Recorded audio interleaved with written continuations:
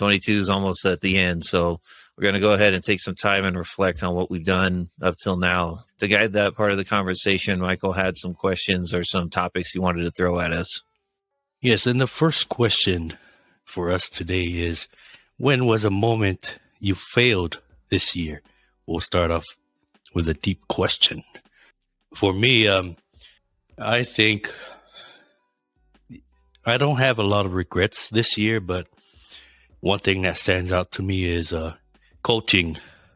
I usually coach my daughter's flag football team, but I failed as a coach and as a father by not coaching this year, mainly because I got tired of kids, basically. But the main thing was I wanted my daughter to grow. But this year's team, I thought when I hand off the coaching to another person that the team would grow, but it did not. Yes, the team was on a losing streak and finally won the game towards the end, but they did not have fun. They did not learn any new skills, mainly because the coach did not have practice and did not want to, teach life skills and all that stuff to these second and third graders. It was basically co-op boys and girls. So I failed on that part by not continuing coaching so that these kids can learn something and have fun, because I didn't notice that all the kids, including my daughter and the kids that I coached last year, they said they didn't want to play anymore. And that's sad when kids don't want to do something that used to be fun for them. So, yeah. Well, I think I'll go next. It's a pretty tough question, Prez. For me, my biggest failure, at least in my eyes this year, was when, for as long as my father was sick, me not being fully financially prepared when he passed. Like, we knew this day was coming. It could have been this year, next year, or 3 years down the road. But, I started to take out a loan to do stuff for the funeral and for everything that we wanted to do for him. And so I felt like when I had to take out that loan, it was just one of those things where I was like, man, we knew this whole time, and I could have done, when he finally passed, I had like a few days left of leave, maybe had a couple thousand that I could have put towards it. And so to me, it was like $9,000 for plane tickets to Samoa. We're taking him to Samoa. It's one of those things where, like, I consider myself a failure because I could have been more prepared. The writing was on the wall. We all knew it was coming. And I wasn't in a solid place financially, which sucks because it's one of those that I laugh with my wife all the time, because when we were starting out newlyweds, I had 3 kids right off the bat when we got our first apartment as newlyweds. I had a toddler, a 1-year-old, and an infant all at one time in a 2-bedroom apartment. I was making like $300 a week after taxes, and we made it work. And then we make significantly more now, and we're still making ends meet. And it was like, come on, we could have done a lot better than this.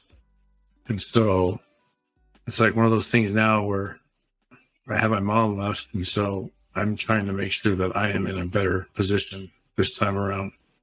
And so that's one of my things now. To have a savings account adequately enough to handle any situation that comes up, especially with how my father was still involved with the Samoa stuff.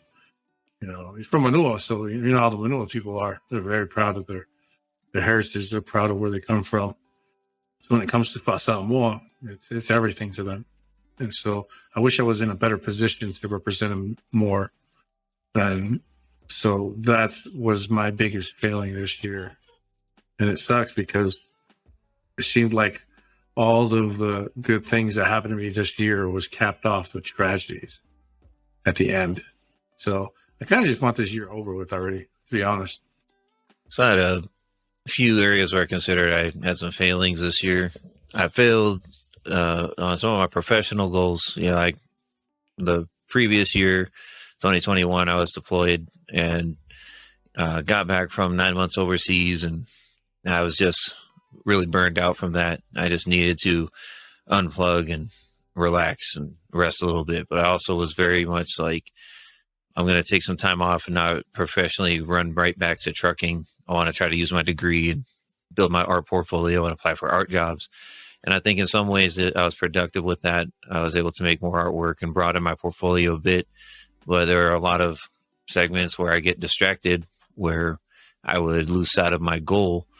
And so for as much as I'm proud of some of the artwork I was able to produce this year, some of it isn't exactly portfolio work. And I actually never quite got to the step of applying for those jobs. And so it's kind of been a squandered year of the whole lazy artist syndrome, where it's like, okay, yeah, I'm drawing, so I pat myself on the back, like, yeah, you did something today. But it's like I didn't really push myself towards a profession in that field. And so, you know, I'm going to continue to try to remedy that as I go forward in the coming year. But then even like there's certain parts on the Army side of things, like I failed to get promoted. It's like I'm still a freaking E5. It's like I'm going on, you know, last August marked 9 years, and I've jumped through every single hoop. I finally got this school, which was the final hoop, which was never a mandatory requirement unless I need my E6. Okay, sure. Jump through the final hoop, but there's still like, man, probably won't happen until February or something like that. So I'm looking at nearly a decade of being an E5, you know, before I get it. And I'm like, I have no shame in my service, like I was saying earlier, but at a certain point, I'm just like, yeah, it's kind of embarrassing to tell people that, especially when it's like, dude, it's certain things, it's of no fault of my own. You can't point to a time where I was flagged for anything, no disciplinary measures, no failed PT. I have aced all of that the entire time I've been in NCO. There's nothing you can point at to say I failed because of this. I'm like, I've deployed 3 times as just this rank. It's like, what more does the Army freaking want from me? But it is what it is. You know, all you can do is show up and do what they tell you. I don't know. So that's kind of a failing on my part there, but actively being fixed, but just won't happen till the new year. And I'd have to say, on a personal side of things, I failed to get back to Samoa. This really hit home for me recently. My uncle Paki passed away. Rest in peace, and shout out to all my families for that, because I haven't been back to the island since I was 4 years old, and it's something I've always wanted to do, and I just haven't done it. And I keep telling myself every year, maybe next time, maybe next time. Even every deployment I go on, I'm like, oh, you got some money, put away. Go to the island after this. Go visit family. And my Uncle Paki really wanted to show us just show us around. And he said, I want you to see the plot of land that's been set aside for you guys if you ever want to come back. And I missed that opportunity because I waited too long. And so taking some positive from that as well is you can look at these failings and be like, what can we now fix moving forward? Because the end isn't here yet. And so now I understand more fully. Stop waiting for funerals to go home. It's like, and so I'm being more proactive with it now, trying to coordinate with some of my family members here stateside to be like, hey, we're going. And the timeline is within a year. And so that's it for me there in that category. So, Tan, what you do as a coach and, your daughter's team in that young age group is really important, especially you help us out junior high and high school levels. You give them structure and things to understand, and you help mold them to be teachable and start building confidence, whether they have it or not. They start building it at that young age to know that they can attack things and overcome obstacles. So it's important that you've been doing that, you're not ready. And with that being said, along with, what's his name, Graham Bensinger, that guy. I don't know if you guys watch any of interviews he does. He's done one with Tom Izzo recently, who's the men's basketball coach at Michigan State.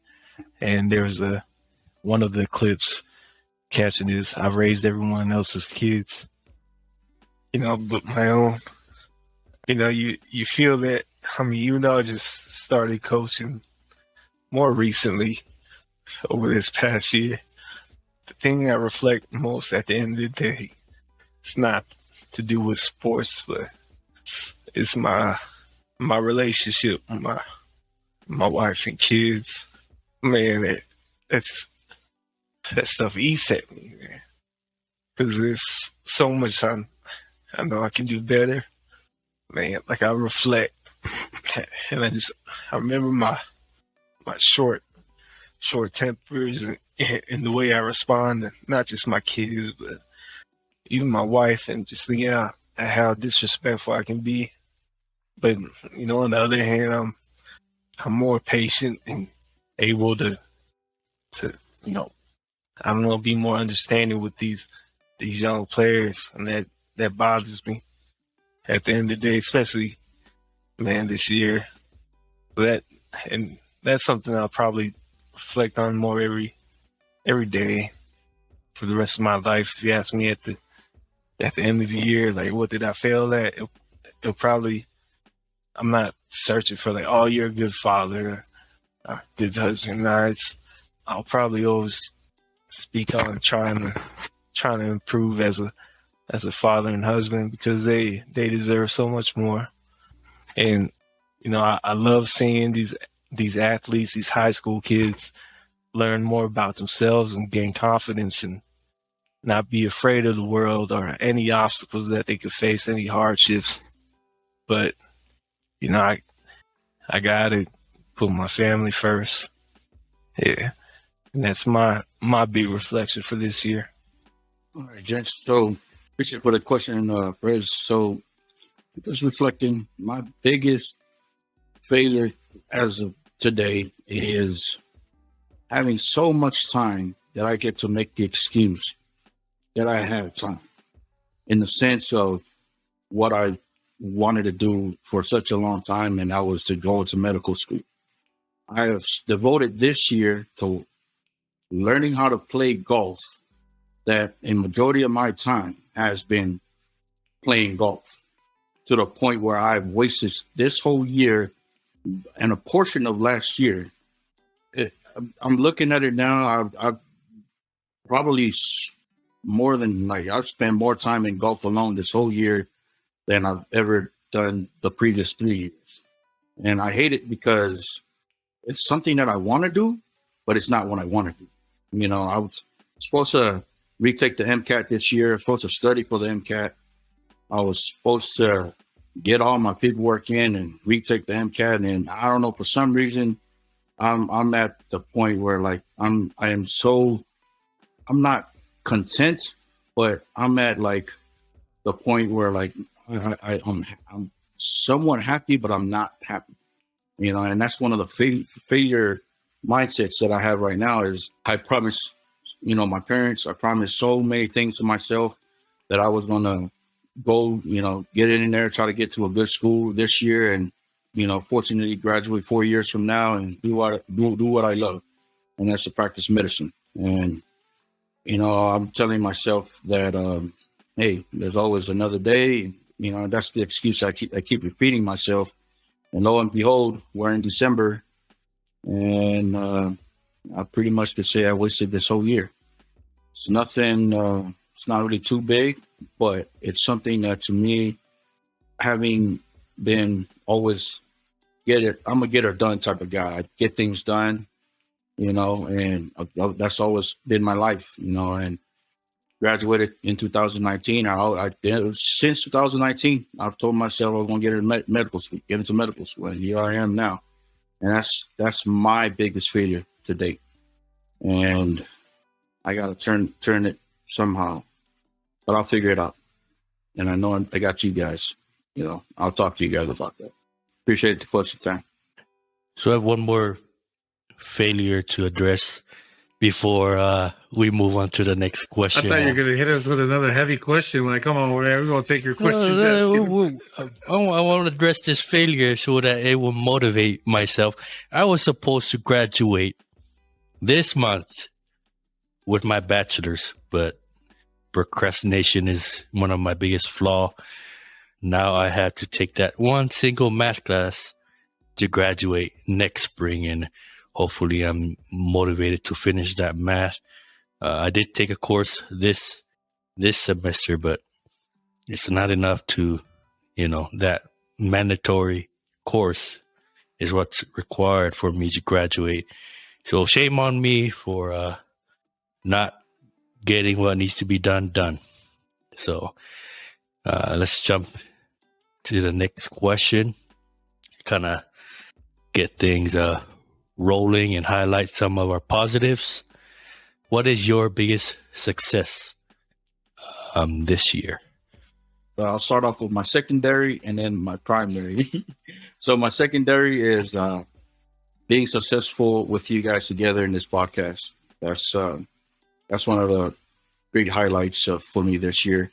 Going through with you guys the sessions, and at the same time, our highs and lows with one of our members passing away. Shout out to rest in peace, Sualevai. And then to the point that we are at now, as far as the business venture with Matai watches. But my biggest one so far to date is I've always wanted to help people, and the reason why that's always been me. I always like to help these people. That's part of the reason why I joined the military and joined the medical field. So this year, I took the test and I became a life insurance agent. Our people in Samoa, especially our families, do not know the benefits of life insurance. And I think that's something that I wanted to get so that way I could help out my family and friends navigate the modalities of life insurance, how it could be a beneficial financial asset to our families. We deal with fall of lovers every single day. We deal with deaths, evidently with your father, John. I know you were talking about the financial constraints, and I know a lot of people don't take that into planning, and they don't take that into consideration. The benefits of having a good life insurance package to go along. I know it's something that's kind of frowned upon a little bit in our culture, especially Samoans. That we have extended families and all expected that everybody's going to help out with the father beloved, but at the end of the day, it's the main families. Wherever the father lovey, while y'all like with father lovey, that family has to deal with all the financial constraints, everything that deals with the modalities of our culture, and it comes down to Uncle Sam's dollar bill. And that's why I was so happy that I gone through, tested it, and now I'm a life insurance agent, and I'm happy to say that I can help out our listeners. Anybody that has questions about it, you guys too as well. I am licensed here in Texas, but I can be licensed in other states too as well. So currently right now, I'm working on, of course, up in Utah, Seattle, California, and Hawaii as well, Arizona. So those are the different states I'm trying to get my to be licensed in order for me to sell licenses to both states. But that's one of my biggest things was, man, I looked into it, and even in my own family, we don't really, not a lot of my uncles, aunties, they really haven't used any life insurance packages for any of the father lovers. I'm like, man, and here it is. It's just one of those things that that's really a misconception in a way. It's not really understood in the Samoan community. And I know there are folks out there that do it, but they're, I don't want to say ill intent in a way because it's a money thing for a lot of them. But for me, I do it because I want to educate and just to have that understanding that there is another option aside from relying on your own income and things. But yeah, that's one of my biggest highlights, and appreciate it. I have to agree that the podcast is definitely a big highlight my year. These conversations are like, I can't speak for the listeners, but they definitely helped me out. I remember there was a series of debates that was held a few years ago by Jordan Peterson and Sam Harris, and the topic was on, basically debating the merits of atheism versus the merits of being a believer. And, it was a series of lectures, and they went back and forth. And then towards the end of the debates, neither had convinced each other, but it was just a good conversation that went back and forth. Each guy had their good moments. And it was Sam Harris that said, you might wonder why, if neither of us convinced the other of anything, what was the point of these conversations? But he said that the conversations themselves are the point, and so that we can help flesh our ideas out to each other, help each other understand each other, and hopefully give each other something productive to better our lives. And I'm paraphrasing. It's been a long time since I listened to that, but I think about that line a lot when we do these podcasts, that the conversation is the point. Even if we might talk endlessly about one topic or another, just the fact that we were able to have the conversation at all is kind of the point of everything, to flesh it out, to sort our thoughts out. And I hope that our listeners can kind of benefit from that as well. And so on that regard, the podcast has been a definite highlight for me. Another highlight is that, like I was saying earlier, is I've basically taken a whole year to work on my craft for artwork. Even if it never leads to anything productive, I have become more familiar with my craft, and it's something I've enjoyed doing along the way. And so, however I use that in the future, whether it's for professional or just personal reasons, I'm glad that I was able to have this year to get that in perspective. Also glad that I can honestly tell the Army again, I've jumped through every hoop you've given me. And so that the ball is just in your court. It's like I've met those obligations, and, overall, like, I've had a year where I've been able to get in a lot more family time as well. Sometimes I would feel secluded in Las Vegas, and I was very happy to, spend time with my sister and her family that live there. But then there's a lot of other family up here in Utah that I didn't get to see as often. This year it's been inverted. I spent a lot of time with my family up here, especially my parents, who, as they get up there in years, I value every moment I have with them. And one quick highlight I also wanted to mention is I had a friend get married over the summer. And when I was growing up in Bryce Canyon, we'd left 29 Palms. My teenage years were in Bryce Canyon. It was me and my brother Joe and our best friends Buzz and Daniel. Daniel is Buzz's younger brother. He got married this year. And when we got together for that, it was the first time that all four of us had seen each other, been present together since we left high school. And that was just such a trip to get the whole crew back together and reflect on that. So definitely that was a highlight of my year. So I had two highlights for this year is surviving my wife's family reunion apocalypse. Back-to-back family reunions. There were 3 of them. Traveled to Cali, started in Utah, went Cali, came back to Utah.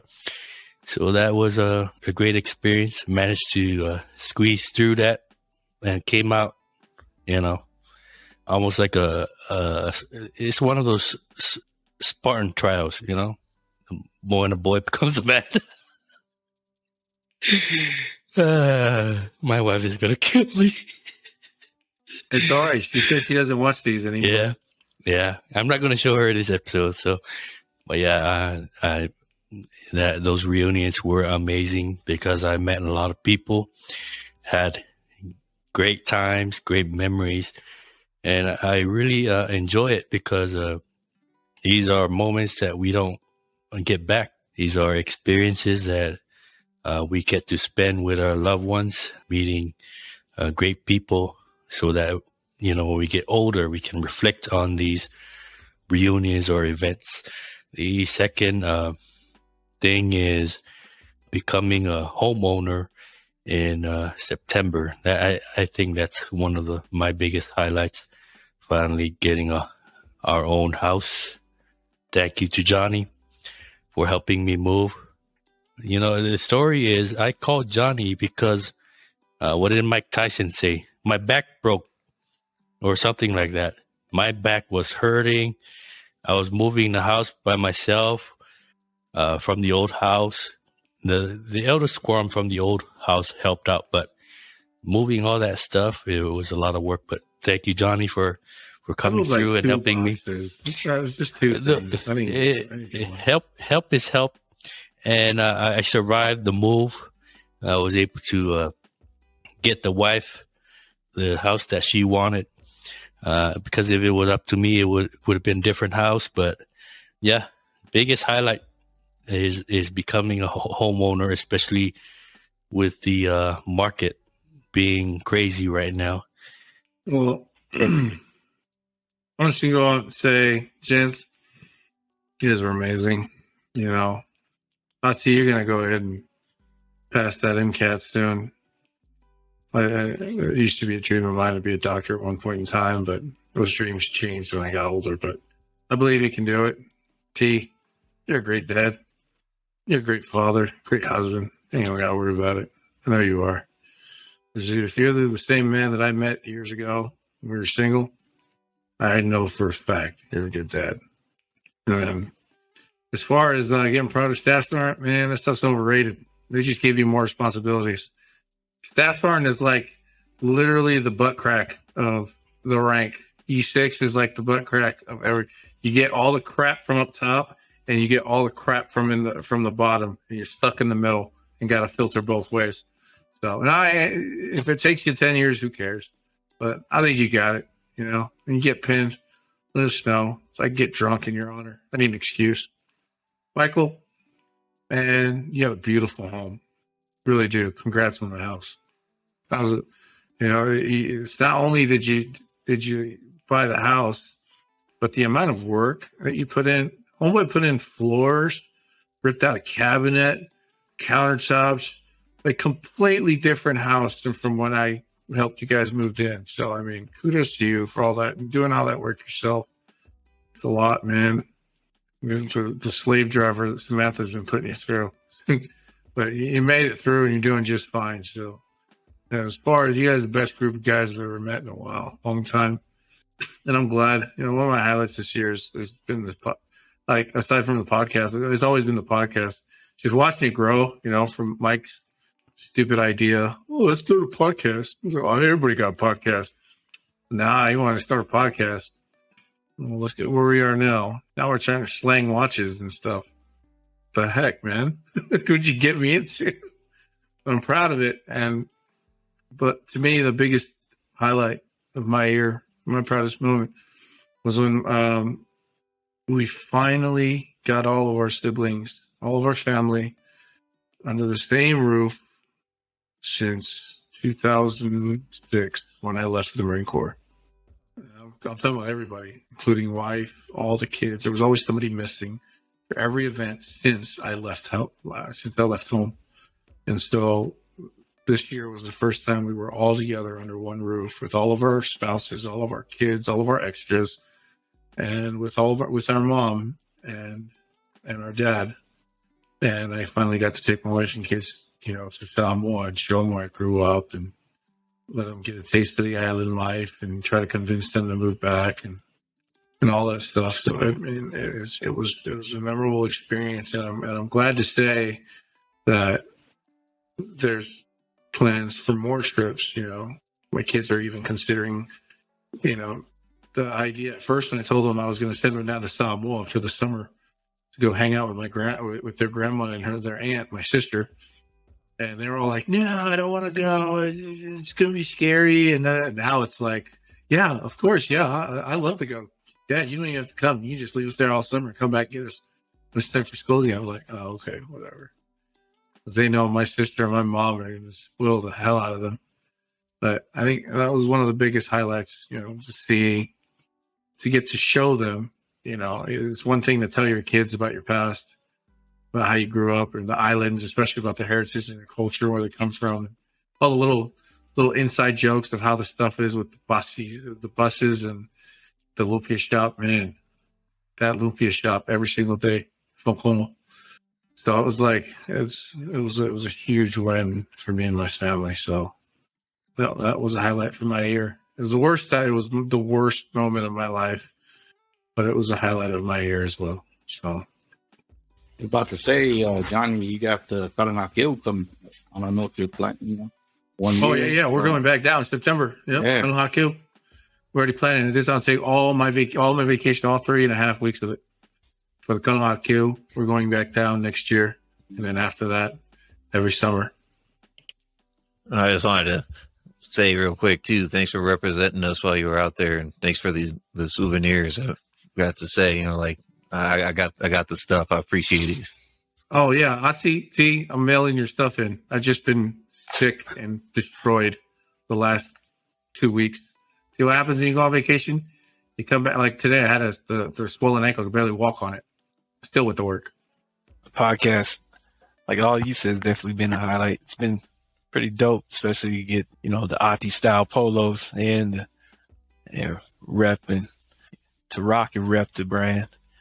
Hey, for the listeners, viewers, if you were to see our group chats and you see a lot of the ideas and messages proposed from Michael or maybe some of the other guys, you would see me pushing back. I push back on a lot of ideas just to get the wheels in motion. See, to make sure it's a group of intelligent fellas here, and just make sure that the thinking is actually happening. Because there's that saying from General Patton, right? If we're all thinking the same thing, then nobody's really thinking, right? And that's just my main reason. I probably seem like a jerk most of the time and on the pushback, but it's just because I want, I'm believing in everybody's abilities, and I mean it's showing so far. But I'm a pretty simple dude. Biggest win is just being healthy right now. Me, my wife, and kids, everybody's healthy and happy, and like Tan and part of Ati. There's opportunities I missed I procrastinated, but the biggest highlight is just to be living well, and I can't really complain about anything. But that's it for me. So I'm gonna throw out this 2-part question, and it's gonna be our last question.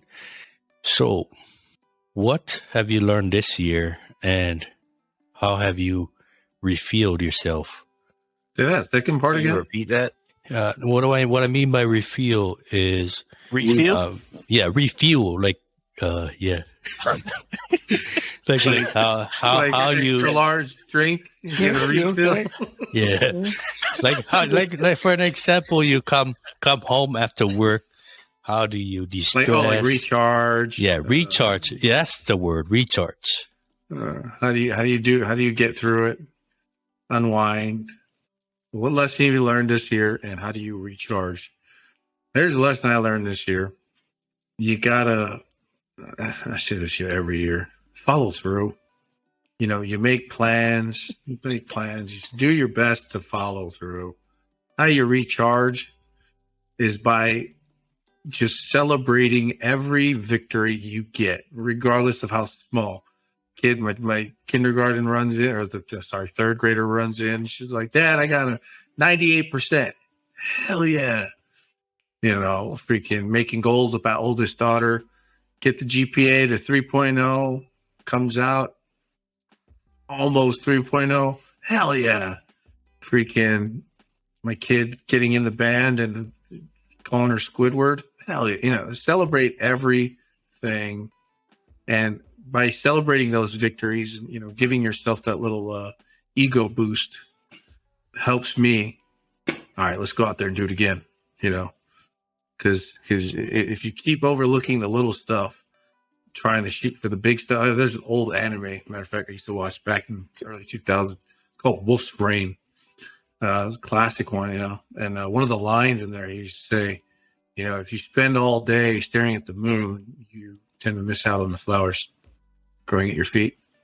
You're chasing the moon the whole time. You're shooting for the stars. You tend to miss out on all the things that are happening all around you.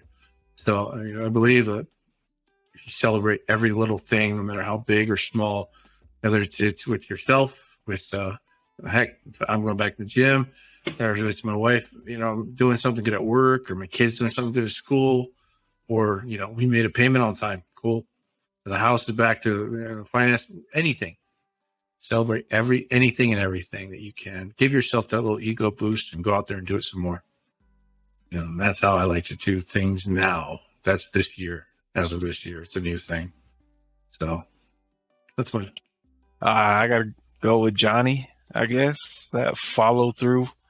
I think that's the biggest thing. We're always making plans, and it's just a matter of following through and not dwelling on things. Like I said, I'm pretty simple. I don't dwell on things. I may bottle it up and compartmentalize things, as we seen earlier when my face got sweaty. But I don't dwell on things. I know if something doesn't happen, just keep on moving. That's all you can do. You know, if it doesn't happen now, oh well, you know, move on.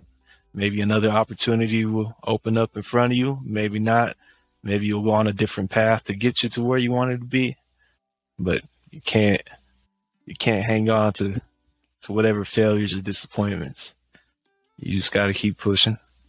Well, my biggest lesson this year is being the best I can be, not compromising who I am to the group of people that I am part of.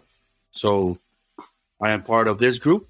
I'm also part of a golf group. I'm also part of a family. I also have friends, you know. I try to be, you know, I'm an Aquarius.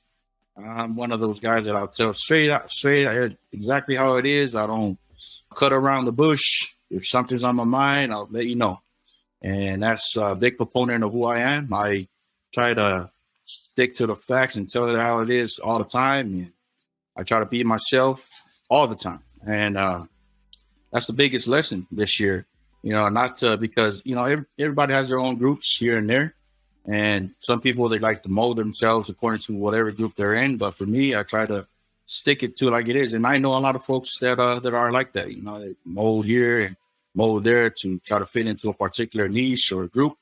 And that's one of the biggest things for me. You know, it's just this year alone, just gotta listen to be who I am, be the best person who I am to the group that I'm in, and to allow myself to grow with those individuals, to allow myself to be beneficial to the group.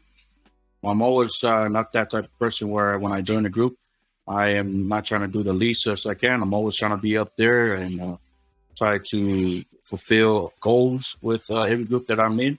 In my golf group, I was at a 12 handicap. I'm at a 6 handicap right now, and I low key, that's one of my major accomplishments. But it's hey, that's a hell of a good handicap.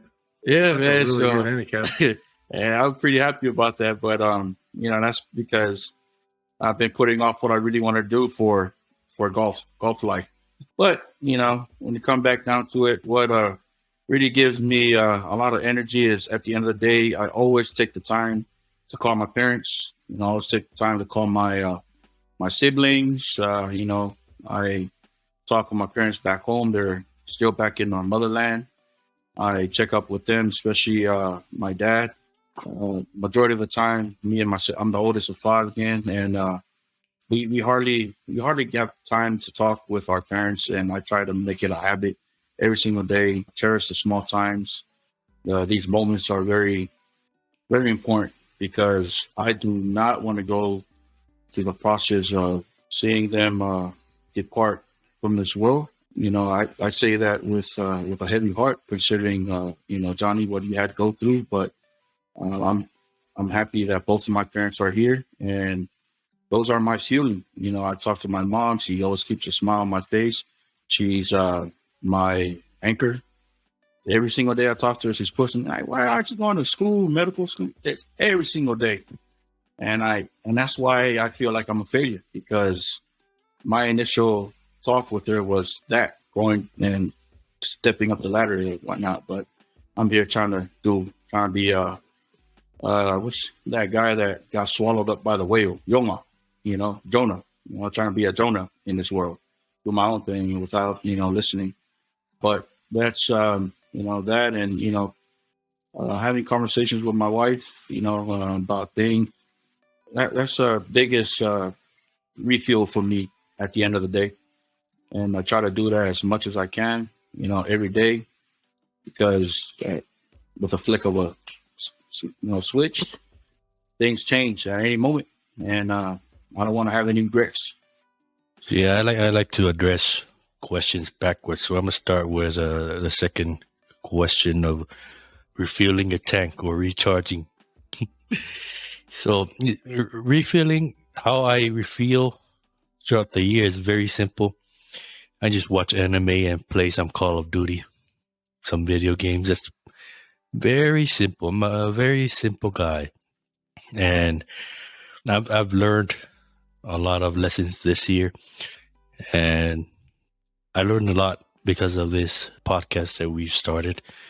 We started off, and we're still finishing strong towards the end of the year. So that's a big props to each and every one of us. I like this quote from Bruce Lee. I'm going to read it out. Don't fear failure. Not failure, but low aim is the crime. In great attempts, it is glorious even to fail. So to me, we took a lot of risk with this podcast. And for me, I just went, I charged, head first into this, starting this podcast. And I've learned that, not to be scared of failing, because what's the worst that can happen to us if we fail with this thing? Like nothing's going to happen if we like, for an example, stop doing what we're doing, right?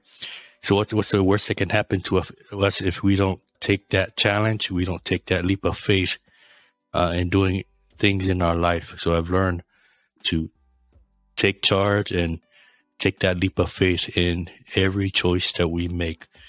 And I really appreciate each and every one of you guys on this podcast, because without this podcast, without you guys, this podcast wouldn't happen. Yes, I'm the editor and I bring up the topics and all that stuff. But without these great group of gentlemen, this podcast isn't possible. And I've learned that from the beginning, we started in February, we have made an impact to a lot of people, whether it's a small or big. We made an impact to our community. We don't see that, but we have. And I'm very proud of what we're doing. And the second thing I've learned is to value friendship. This year has been difficult making time for friends because it's been a very busy year. But I've learned to take any chances, family and friends. When you have the chance to see them, go see them. So that's a very important lesson for me. Even though I'm an introvert, and seeing people drains me very, very much. And it takes me a long time to recuperate, but I still like taking that risk. Another part of that reason is because my wife pushes me to visit and see people.